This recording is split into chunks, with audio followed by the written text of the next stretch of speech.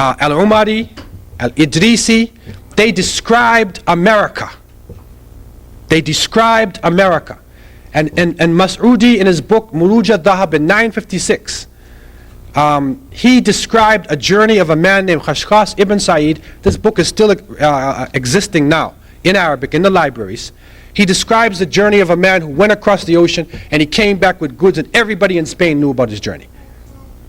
Also Al-Idrisi, in his famous geography book, he describes the journey of seafaring people who went to a deserted island, went to another island, they were blindfolded and captured, and the king spoke to them through an interpreter who could speak Arabic. That's in the 12th century. Al-Umari reported the journey of Mansa Musa, the West African Islamic ruler who made pilgrimage to Mecca with over 72,000 followers. He carried so much gold with him, he changed the economy of every country that he reached. When they came into Egypt and they asked him about his authority, he said, I'm from a lineage, and my predecessor Abu Bakr crossed the Atlantic with 2,000 ships. These are Mandinka of the Mande language group, and Mande writing is found in Brazil, it is found in Panama, it is found in Mexico, it is found in the southwest of the United States. And a man by the name of Leo Weiner, Harvard University scholar, and his book called Africa and the Discovery of America, showed that the Mandinka Muslims actually came into America and they mixed with the Iroquois and Algonquin First Nation people. And so a powerful legacy is there coming out of Andalusia, North Africa, and West Africa of people crossing. And those of us who truly read the memoirs of Columbus, don't just watch the movie, read his memoirs. Columbus knew, he went to Iceland first, then he went down to West Africa, and he described dugout canoes, huge canoes Africans going across. If you look and see the people who traveled with him, many of the people who traveled with Columbus and the early Spanish and Portuguese conquistadores, they were what we call Morescos. Now what is Moresco? Moresco is, we find that in 1482, the Spanish Inquisition began. And in this Inquisition, they would take you to an inquisitor, and they check you out. Are you a Catholic or not? If you say you're not, they'll burn you at the stake. They'll torture you to death. And so thousands of people were dying in the Inquisition. Some people could not take the torture. The Jews were called Morenos, who could not take it. The Muslims were called Morescos. Now what they had done when they were coming down, they conquered Muslims and they made them slaves. Is another term. It comes from Mudajjal. Mudajjal in Arabic is like a name of ridicule. So Mudajjis. These people were as slaves. And there was rules that were being passed with the Jews and the Muslims would be used as slaves by Ferdinand and Isabella and the forces of Aragon and Castilla when they were coming down.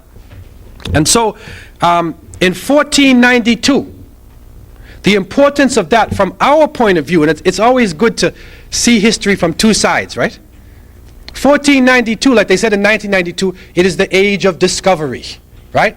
The quincentennial 500th celebration of the age of discovery. And I'm asking myself, and many people will ask, especially if you're a native person, right? And many of us have native blood. My grandmother's a Mohawk, right? So I'm saying, if you have this blood, you're asking yourself, when Columbus landed on the shore, okay, the people were standing there looking at him. So how can you discover a place when the people are standing there looking at you, and they've been there for 10,000 years, they have great civilizations, the Aztecs, the Incas, the Olmec people, the Mayan people, they had pyramids. There's pyramids in Mexico. Go to Belize, go to Mexico, you see pyramids. In Peru, there's pyramids. Mexico City was larger than any city in Western Europe. The Aztecs had a complicated society, constitutions, governments. The Aztec calendar is similar to the Egyptian calendar, the ancient Egyptian calendar. The Cherokee Nation in the United States, they had 3-story apartments, man. But you don't hear that. You hear Christopher Columbus discovered America in 1492. What I would say is that Christopher Columbus was discovered in 1492. Because he was lost. And he bumped into the Caribbean. He thought he was going to India, so the great Khan, right? So he said, you're Indians. Indians, the people here, they don't know India. But he said, you're Indians. Okay? But what is interesting for us now, we're tracing the names. And you'll find on the Nina and the Pinta and the Santa Maria, you trace some of these names. The captain, I think it's of the Pinta, is Boabdil. He has a name, Boabdil. This is a Moresco name, Abu Abdullah. Okay, and you find Rodrigo de Triana, you find especially the person who sighted land first, he was a Moresco. So many of the people who came into the region here, and I had the opportunity to live in Jamaica for a while, to travel. I went to Honduras, to Costa Rica, to Panama, to Curacao, to Belize, to the islands in the Caribbean, Puerto Rico, asking different people, checking the names of the people, checking the history. And what we come to realize is that actually what happened in the region was a genocide. The native people were exterminated. Disease and treachery. That the native people who populated the islands and the region suffered under this rule. And one of the worst things that was done by the conquistadores was they used to burn the books. They would come into an area and they would burn the books. And when you burn people's books, you're destroying their history, man. You're destroying their memory of themselves. And this is part of the reason why we're confused, and researchers and historians who are trying to do research, you gotta get a lot of pictographs and wall writings and things, because we can't find the writings, and the people could write. And so we find this legacy in the region.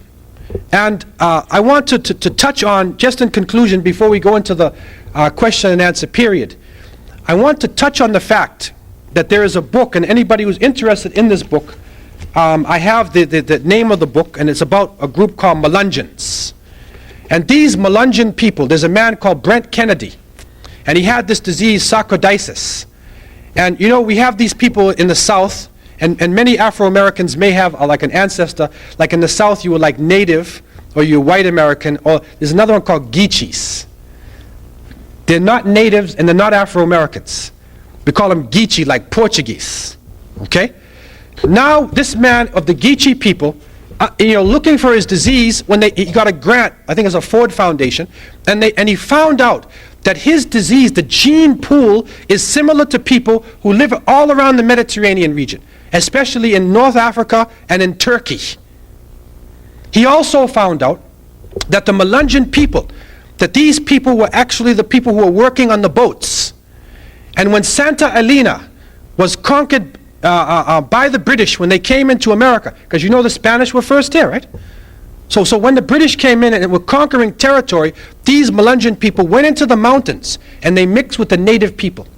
And so there are actually literal reports which are coming out of Jamestown, Virginia, which are coming out of North Carolina, South Carolina, where the people are actually writing about individuals who dropped down to pray 5 times a day facing east. One group called themselves Mecca Indians. They found Qurans. The Powhatan Indians' description of paradise is exactly as the Quran is. And so these Melungeon people, and it's a very interesting study, because these Melungeon people have played a role in history. Nancy Hanks, the wife of Abraham Lincoln, was a Melungeon. And this is a serious study. It's going on right now. And people who are coming from that part of the world, who have names like Bennett and Coleman and Adkins and Goins and Williams, if you're coming from that part, you probably would be one of these Melungeon people. And so they had an impact which is not being discussed in the history books. Also, when the Spanish were opening up the Southwest, there were Muslims, as I said, Morescos. Some of them they brought right in from Morocco. One famous guide, Estevanico went all the way to Arizona and opened up a lot of the territory in Arizona. And so Alcalde's system, the Spanish were using Alcalde's system of law. It is from the Arabic al-Qadi, which means the judge. Amir, Like the Amir that means the ruler or the leader, is the mayor.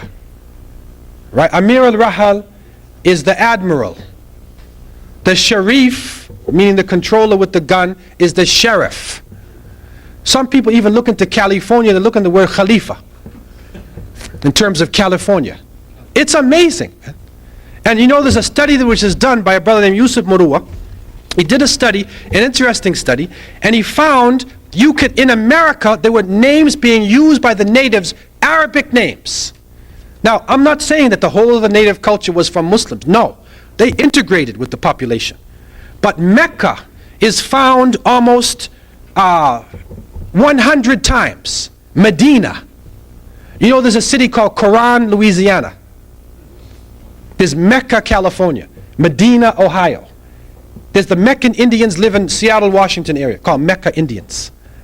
And so you will find these names being used all throughout the Americas, that there was a contact being made, you know, and that it was through the legacy of these people who had fled the Inquisition and had come to this part of the world and had brought their culture in, mixed with the people here. There was an interchange going back and forth, and the legacy of what happened out of Al-Andalus still affects the world today.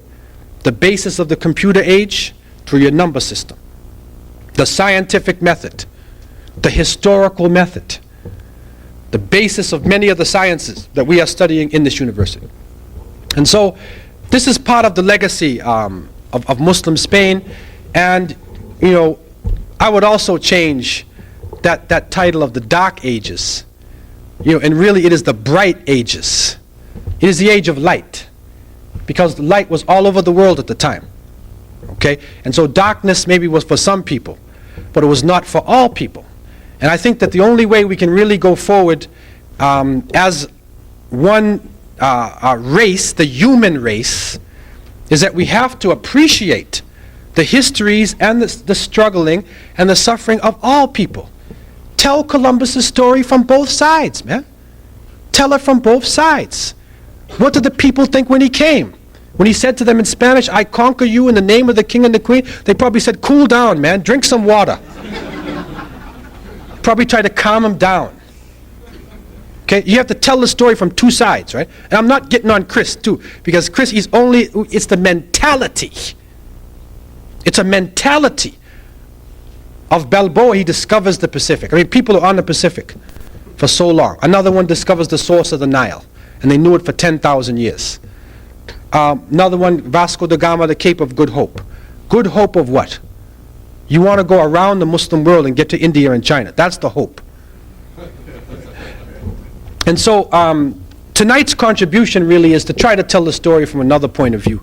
And I hope and pray, inshallah, that this can be the beginning of a period of understanding, and that the rest of our lectures this week would give more awareness as to the legacy of Muslims and Islam, and the need for people of conscience to come together in the coming years as we go into the 21st century. And so I leave you in peace. Assalamu alaikum.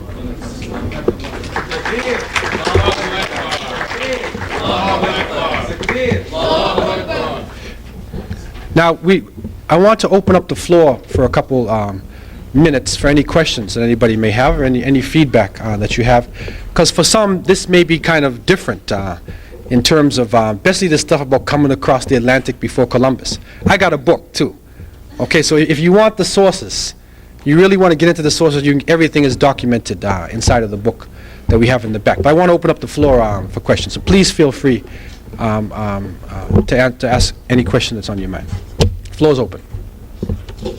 Yes, sir. You did mention Muslims were brought over as slaves from Africa. Yeah. But actually led slave revolts. Yeah. Can you maybe expand on that? Yeah, that is another area, and really it's a very important area too. Tonight we were focusing on the legacy in Muslim Spain. So I didn't go into that area, but actually in the Bahia section in Brazil, there's a number of documents and traces, and some of the people are still there today, of Muslims who are coming especially from what is now known as Nigeria, Hausa and Fulani. And they were taken down in large numbers by the Portuguese, and there were a series of revolts. And many of them revolted so vigorously that they were actually allowed to go back. And you can find now in Lagos, in Nigeria, there are mosques, houses of worship of Muslims, that are built by Brazilian Muslims. And you can go say, that's the Brazilian mosque, that's what they say. These are people who were captured, taken to Brazil, and returned. Now, what is interesting is to see how a religion changes, as time goes by and when people lose contact with the source of the religion. And what is happening now, and that's one of the places I want to visit myself, but what is happening now is that the people are starting to get reintroduced to the religion again. But I read one article sometime in the past where the only thing that was left for some of the people in Bahia for their prayers was that women would stand in a circle and they clap their hands. And the man, dances a type of jig. And he says, something which in a broken Mande language, mixed with Portuguese, says, La ilaha illallah, which means there's no God but Allah. So he's saying this. And that's the only thing left of their prayer. So this study of Bahia section of Brazil is a very important study. And there are a few works done in Portuguese. There's a certain, I don't have it right here, but there's some works being done. Now, are you familiar with the works done? Right. So I saw some of the work that he did. And it's a very interesting, actually they have Arabic documents too. I saw some of the Arabic documents they had from that area. Well, actually, all over the Caribbean, there's documentation coming now. What we're finding is about 30% of the slaves were Muslims, coming from the Guinea coast of West Africa. And what I found, and I've got some of it in my research in the back there, like for instance in Jamaica, in 1821, there was a document being passed around in Arabic, a wathiqa, and they had a big revolt in the Manchester section of Jamaica. In Suriname, there was Muslims leading the revolt. Toussaint Louverture, one of his generals was called Macandal. He was an imam. I went to Bahamas, and they had these documents. They told me it was Amharic, it was Ethiopian. But when I went in there, it was Arabic.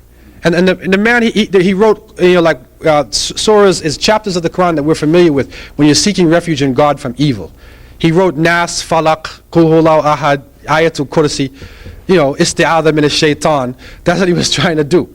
And they said it's Amharic, because they didn't know that it was Arabic. And so there's a series of things coming. Also the names of people. Because of the attitude that the early Portuguese and Spanish had coming in, they were so paranoid of Muslims because of the war they were fighting, that they would not use the name Muslim when they described somebody who was a slave. So you won't find the name Muslim being used. See, and this is what threw people off for a long time, because you didn't see a name. But now we're reinvestigating the names. And you find names like Bubakar or Buka, which actually is Abu Bakr. You find like Wali. You find a lot of West African names, Jalo and Kaaba. And these are very well-known Muslim names. And you can actually trace the ports on the Guinea coast of West Africa where they were taken. This is how the percentages are now being reanalyzed. And in terms of knowing the percentage of Muslims who came, is a large percentage actually. The Maroons in Jamaica, in the Maroon territory, there's a Quran up there.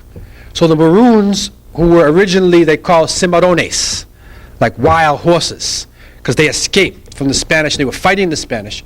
They were a conglomeration of different tribes. So anybody who would escape, you go to Maroon territory. But the Muslims were one of the powerful groups. Wolof, Mandinka, Hausa, Fulani. They were one of the groups, powerful groups who were resisting the slavery. So there's slave revolts. And in America, there's a book called African Muslims in Antebellum America. It's by a man named Alan Austin. And you can get the name of it back there in my book. He actually brings the primary documentation for a lot of places, even for the United States. And so there's a series of people. There's a book called The Fortunate Slave, another one by Philip Curtin called Africa Remembered. And these books trace Muslim slaves in the United States. Actually, just recently, there was one slave, his name was Umar bin Said. I think it's South Carolina. And they actually had handwritten Arabic letters and documentation. It was sold in New York City. And there's a library now, it's going to be in Detroit. They bought it in Detroit. And they're going to have it on display soon. It's Arabic handwritten document by Umar bin Said. And so there's a number of things, works like this that you will find. Okay? Yes, sir. Yeah, okay. Do you have that? Okay, if somebody wants to write a question on a piece of paper, we have a brother that's going to collect, some of the brothers, and then Sister Sadaf will collect them from the sister. Okay, go ahead, man. I had a question that I've heard some things about the colonies in the Latin America, like Dominican Republic, that the Sula somehow was transferred, that when Spain fell, a lot of the Muslims were expelled. And that a lot of traditions, like you go to a house with the Spanish ladies, they were behind the screen. Is there something that you can... Well, there's a lot of trace. Actually, when you read the memoirs of Ferdinand Columbus and Christopher and whatnot, you'll see, and many of the early Spanish and Portuguese who came, they ran into African people in the region early, and especially they ran into Muslims. One writing in the memoir, when Columbus came into Cuba, and he came into a certain bay, and I read this thing, and they said there's a mosque on the top of the hill. That's how they described it. They said there's a mosque on the top of the hill. That's how, it's unbelievable, man. And when Ferdinand Columbus writes, when they went to Honduras, they said the women had heavy gold in their ear. And it's just like in West Africa, in Mali, they had so much gold that it was a style to wear a big piece of gold, so like extends your earlobe. And then the names, like one name is called Al-Mamis, which is from Al-Imamu, Al-Imam. That's a West African way of saying the leader of the prayer. And that is a grouping of people in Honduras. So it's all over the place, in terms of, they even, and Columbus also writes about, in one of the memoirs, he's writing about, a boat came by them. And they said when they looked at the boat, the men on the boat had on a type of cloth which had the same patterns as the cloth in Granada. And some of the women on the boat had a veil over their face, like some of the women in Granada used to wear. So when they described this boat, they said, this is in the Caribbean. They ran across this. So they're running across these things all the time, but you don't get that. They filter out that aspect. I have a question. Yeah. Is there any connection between Alaska and Al-Aqsa? I haven't heard any connection between that. Al-Aqsa? Al-Aqsa Al-Aqsa is the furthest mosque, or the foul place, yeah. I don't know. I mean, there's a lot of names that you can start to get things out of. One question here says, as a historian, do you find that many of your non-Muslim colleagues argue and disagree with Muslim contributions? Yes, actually, this would be considered revisionist, a type of revisionist history. That some of this history is like a no-no in certain circles.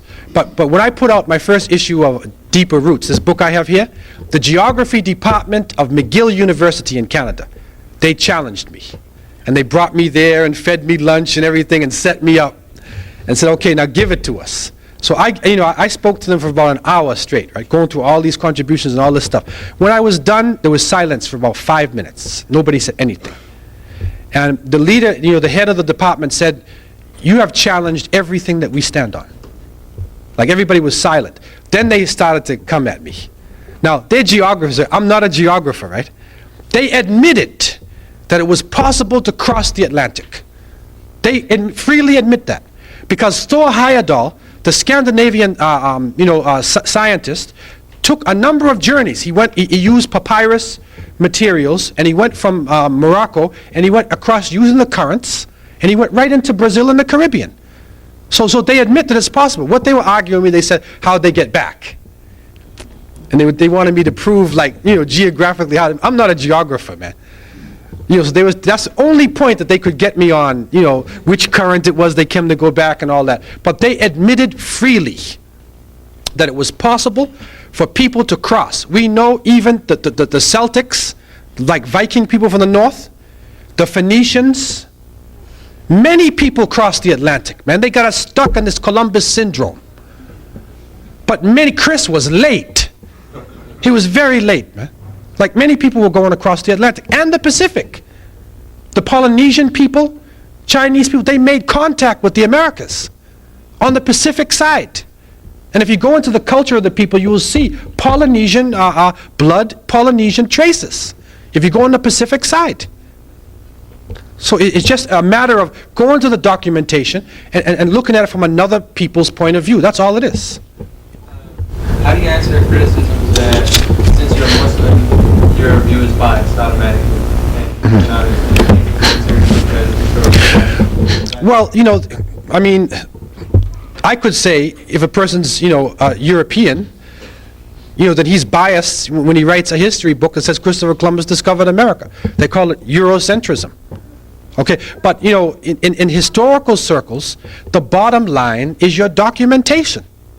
It's your argumentation which comes out of your documentation. So I don't care what you are. The bottom line is like, what's your proof, man? Bring it to me. Show me your reasoning and show me your documentation. So it doesn't matter what you are.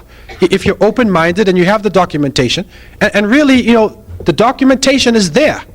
It's not like it's not there. It is there. But just for a long time, it has not been resourced, it has not been brought out to the public as to what is really happening in America before Columbus. Now people are changing the mentality about Columbus, but they still try to push this thing in 1992. They still try to push it, to make people think that everything started with him. Another question is about, are there a lot of Muslims in Jamaica today, and are they received well? There are a number of Muslims in Jamaica. If you know Jamaica itself, there's in Spanish Town, and there is in Black River, and in Clarendon, and Kingston. In Kingston, there's a big mosque in Kingston, and now Montego Bay, they have land, and they're in Port Maria area on the north coast. They're Muslims. I lived in Jamaica for 4 years, so there's a number of Muslims there, and it's one of the places where a lot of people are accepting Islam. But the problem there, there's an economic problem. So unless you have employment or some way for people to deal with their life economically, it's hard to really practice a way of life that's very different from society, unless you've got an economic base. And I think that's the problem the Muslims have today, is a practical way where people can accept Islam and they can really change their life completely. That's the problem. It's not a problem of people listening to Islam, and especially in Jamaica because of the Rastafarian movement and Marcus Garvey. There's a consciousness in terms of African culture and Middle Eastern culture that people are open-minded like. So there are a number of people. Jimmy Cliff, if you don't even know Jamaican culture, Jimmy Cliff, he's a Muslim. His name is Naeem Bashir. Is his name, Jimmy Cliff.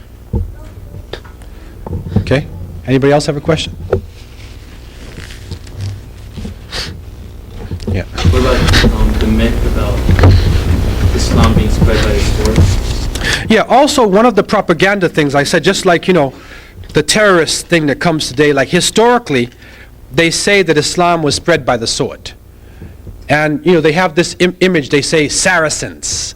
What happened was, because when you really look at the Crusades, I believe, were really more economic and political wars as opposed to religious wars. Because really, when you study Islam, there's not that much difference really between early Christianity, Judaism, and Islam. And Christians and Jews were living in the Middle East at that time, and they didn't have any problems. But economically, when Marco Polo came back, and the princes in Europe realized about the treasures in the Middle East, and in India, and in China, they needed to open up the trade routes to go through. The Middle East is that central zone, so they wanted to control it. So really, I believe it was more economic and political than it was actually a religious war. And so you find that a body of literature comes out of the Crusades, where they describe, they say Mahomet, meaning Muhammad, they say he was a devil worshipper, and they say Saracens, means Sharqiyun, Eastern people, Turks, and whatnot, and they just start to describe Muslims with this curved sword, accept Islam or I'll chop off your head. But the Quran says there's no compulsion in religion. Truth stands clear from falsehood. What you do find, for those of you who have studied history, in the 7th century, at the time when the Prophet Muhammad, peace be upon him, came, there was the Byzantine Roman Empire, okay, Eastern Orthodox. The capital was Constantinople. And there was the Persian Empire, Sassanid dynasty, okay, in present-day Iran. And so these were the two world powers in the Middle East. And so they attacked the Muslims. The Romans attacked from the north, and the Persians attacked from the east. So the Muslims responded to the attack When they responded to the attack, the Sassanid dynasty was in a corrupt state, and it fell. And so they opened up all the Persian holdings. The Byzantines were also in a weak state, and so they took the Byzantine holdings in Palestine, and they went right around North Africa. They were all Byzantine Mediterranean holdings. So it was a war going on between the Muslims and the Byzantine Roman Empire. Other places, when you look at the spread of Islam in other places, you find it's mainly merchants, and it's mainly people of knowledge who are spreading Islam. It's not the sword. The largest Muslim country, 170 million, is Indonesia. No army went to Indonesia. Only merchants by the sea. And ulama, scholars went. That's all. There's no armies went there. So again, it's like a stereotype. I will be honest with you though, is that we have the right to defend ourselves. And some people don't like that. And that's one of the aspects of Islam. The Quran says, if somebody does you harm, then do back to them what they did for you, or you can forgive them. Right? Like it's not totally eye for eye, tooth for a tooth. It's not totally turn the other cheek. You got two alternatives.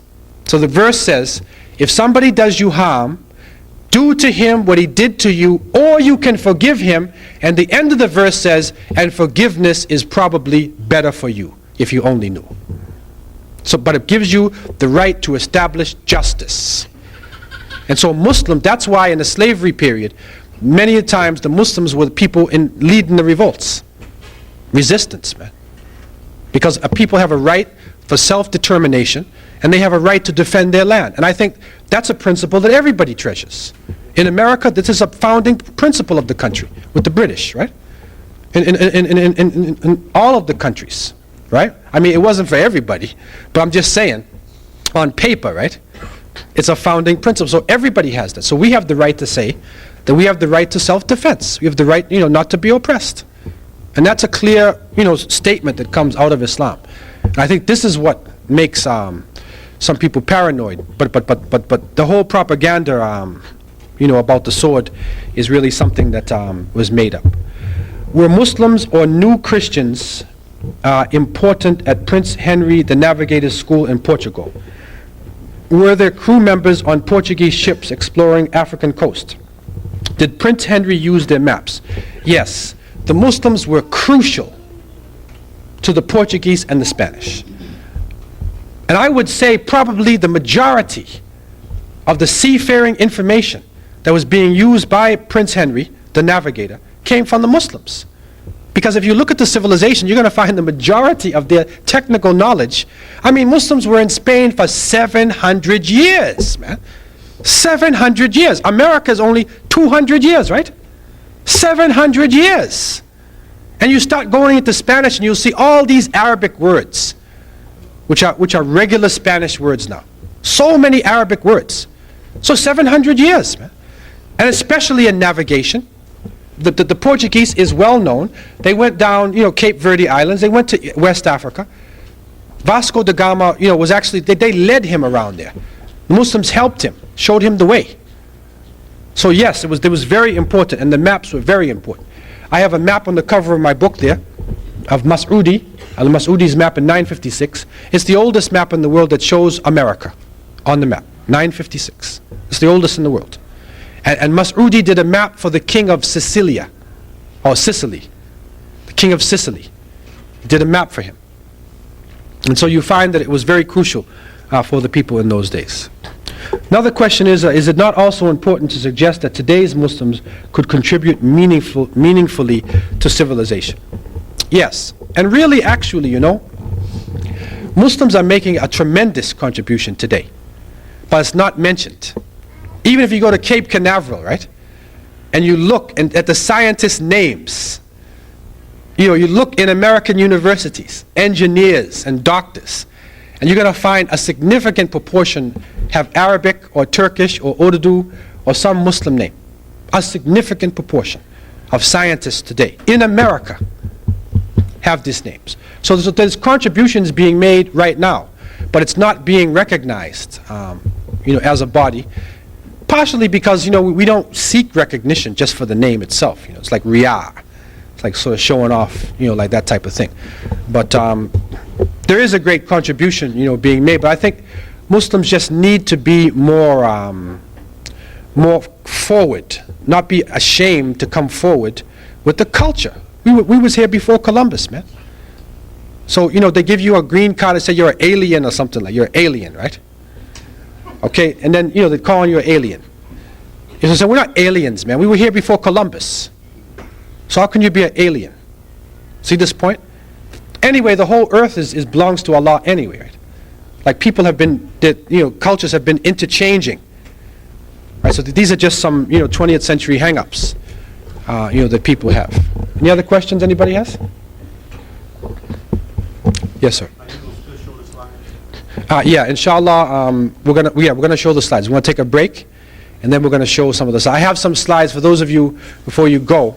It's some slides on Spain, on Cordoba and Granada, Gibraltar, and then something from North Africa as well, Fez and Marrakesh, Rabat, some from Rabat, showing the architecture and some of the different things. Okay, so I think I'm going to stop here, and we'll take a break. Anybody who has any other questions, you can ask me straightforward, and then afterwards we'll come back, inshallah. Wassalamu alaikum wa rahmatullah. But the Rock of Gibraltar is a very strategic position because it sits at the mouth of the Mediterranean. And so people have fought over this rock in this position for a long time, for thousands of years. And so that was the first part for me, to go to the rock. And again, the rock, Gibraltar, is Jebel Tariq. So that itself has a connection with Islam. Also, you look at the walls there, and when you're in Gibraltar, if you can look at structures and see the size of the bricks, like the wall that's there and the inner wall, and then the houses, you can see different time periods. And you'll be able to start to recognize what they call Moorish architecture, the Moors. They use that terminology. It's referring to people of color, but actually the Moors means the Muslims who were living in Spain. I guess the most famous one here in America is probably Othello. The Shakespeare, Othello, right? They had a movie with Othello too, right? So now he's famous. Is it Fishburne, Larry Fishburne? Now, on the rock itself, as you go up, wish I had. So it makes you feel like... Right here, on the rock, is that right there? This is a Moorish fort. That's a fort built by the Muslims. And that's as you're going up. And when you get up near the top, actually inside, there's a series of underground tunnels. And in World War II, it was a very strategic position. And the Allied forces built a network of underground tunnels there, and they were living inside of there, and they were storing equipment. And when you look closely up there, if you can get close, you'll see that there are monkeys. There's monkeys up there too. They live all up on the side. And the British have a superstition that as long as the monkeys are there in Gibraltar, they will control the mountain. So they actually replenish the monkeys. It's like a superstition they have. But the British control, and the Spanish are angry about this too. And so that there's a problem that's going on. I'm coming from Canada. And so I had a problem because at that time, if you know what was happening in '95, there was a big boycott because of the fish with the Spanish, right? With Canadians. So I made it in just in time. As I was leaving, the Spanish authorities gave me a lot of trouble when I was leaving, So I was coming out of Canada. So this is right up at the fort itself. And it says when the Moors recaptured Gibraltar from the Spaniards in 1333, they rebuilt an earlier tower, ruined in the fighting, into this solid tower of homage, which has since withstood 10 sieges. So this is a tower that you'll meet when you first go into Gibraltar. This is the inside of it. They're doing it over again to show how the Muslims lived on the inside of the tower itself. Now, when you're standing on the top of the rock, this is a shot from the top of the Rock of Gibraltar, and then you're looking down on the Spanish coastline. So you're facing east. And you can see the airport runway down on the bottom. That's the runway. Now, this is on the left side, just like the rest of the runway. And it goes right out, you know, if he doesn't have brakes, you're going to go right back into the ocean again. But you go around there to Al Jaziras. That's